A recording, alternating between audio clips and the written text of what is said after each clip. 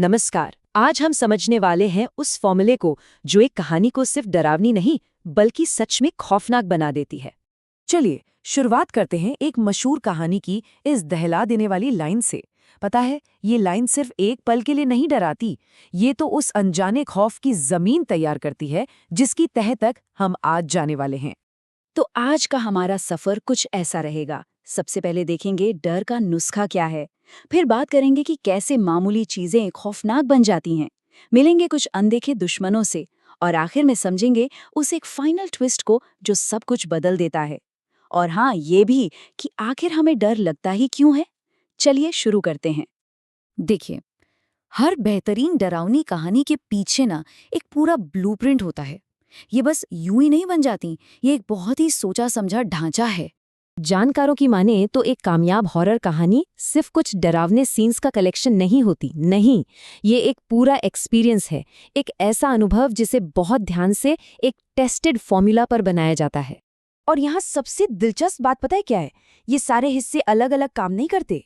एक खौफनाक आइडिया, एक बेचैन कर देने वाली जगह, भरोसेमंद किरदार और फिर वो एक चौंकाने वाला ट्विस्ट, ये सब मिलकर एक ऐसा जाल बुनते हैं जिससे निकलना लगभग नामुमकिन हो जाता है। अक्सर जो सबसे गहरा डर होता है ना, वो किसी और दुनिया से नहीं आता, वो हमारी अपनी जानी पहचानी दुनिया से ही पैदा होता है।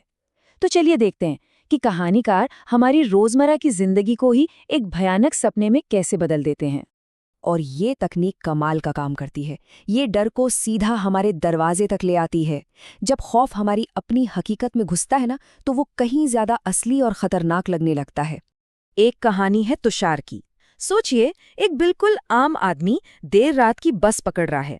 कितना नॉर्मल है ना? लेकिन यही मामूली सा सफर एक भयानक सपने में बदल जाता है जब उसे ये एहसास होता है कि जिस बस में वो बैठा है और जो लोग उसके आसपास हैं, वो सब तो जलकर मर चुकी आत्माएं हैं। बस यही है मामूली को खौफनाक बनाने की ताकत। अब बात करते हैं कहानी की धड़कन की, यानी उसका विलेन, वो खतरा जो हमारे अंदर के सबसे गहरे अनकहे डरों को एक शक्ल दे देता है। और यहीं पे ना हिंदी हॉरर की अपनी एक अलग ही खासियत नजर आती है। देखिए, एक तरफ है शब्द पिशाच, आवाज से फैलने वाला एक मॉडर्न टेक्नोलॉजी वाला दानव, तो दूसरी तरफ है छलावा, जो हमारी दादी नानी की कहानियों से निकला है। वो डर कि कहीं कोई अपना ही हमारा दुश्मन न बन जाए। और फिर है श्रापित आत्माएं, जो एक हवेली या जगह से बंधी हैं। ये सारे डर हमारी अपनी जमीन से, हमारी अपनी कहानियों से निकले हैं। जरा इस एक लाइन के बारे में सोचिए। वो आवाज के जरिए यात्रा करती है। बस ये एक लाइन रेडियो जैसी एक भरोसेमंद चीज को एक जानलेवा हथियार बना देती है। मतलब अब डर दरवाजे पर नहीं है, डर तो हवा में ही घुल चुका है। और फिर आता है वो पल, अंतिम मोड़, द फाइनल ट्विस्ट। ये वो लम्हा है जो एक अच्छी कहानी को एक यादगार कहानी बना देता है, जब कहानीकार अचानक से पूरी बाजी ही पलट देता है और हम जो कुछ भी सोच रहे होते हैं वो सब गलत साबित हो जाता है। तारा, जो एक रेडियो होस्ट है, उसकी कहानी इसका बेहतरीन उदाहरण है। जरा इस टाइमलाइन पर गौर कीजिए। रात के 11:10 से लेकर 12 बजने तक कैसे हर एक मिनट के साथ सस्पेंस को बढ़ाया जा रहा है, ताकि जब 12 बजे तो जो झटका लगे वो सबसे ज्यादा जोरदार हो। तो यहाँ हुआ क्या? पूरी कहानी शुरू से आखिर तक एक धोखा थी। तारा को लग रहा था कि खतरा बाहर है, दरवाजे पर, जबकि असली खतरा तो पहले से ही स्टूडियो के अंदर था, उसकी आवाज में पल रहा था।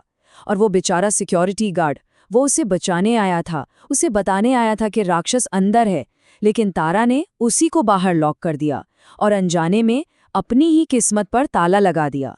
तो सवाल ये उठता है कि आखिर इन कहानियों में ऐसा क्या होता है जो हमें इतना बेचैन कर जाता है? कहानी खत्म होने के बाद भी ये डर हमारे साथ क्यों रह जाता है? बात यह है कि ये कहानियां सिर्फ हमें डराती नहीं हैं, ये हमारे अंदर छुपे कुछ सबसे बुनियादी डरों को निशाना बनाती हैं। और पता है, यही तो असली कमाल है। ये कहानियां सिर्फ अनदेखे के डर का फायदा नहीं उठाती, बल्कि उस डर को छलावा या आहट जैसा एक नाम दे देती हैं। अकेलेपन का डर तब और भयानक हो जाता है जब वो एक पुरानी हवेली में महसूस हो, क्योंकि ऐसी हवेलियों की कहानियां तो हम बचपन से सुनते आए। तो कहानीकार क्या करते हैं? वो इन यूनिवर्सल डरों को हमारी अपनी संस्कृति और कहानियों में लकेट कर परोसते हैं, और बस इसीलिए इनका असर इतना गहरा होता है, जो कहानी खत्म होने के बाद भी पीछा नहीं छोड़ता। तो हाँ, सबसे कामयाब डरावनी कहानियां अपने पीछे सिर्फ एक कहानी नहीं, बल्कि डर का एक एहसास छोड़ जाती हैं, एक सवाल छोड़ जाती हैं, जो शायद हमें मजबूर करता है कि अगली बार जब कोई परछाई दिखे तो उसे थोड़ा और गौर से देखा जाए।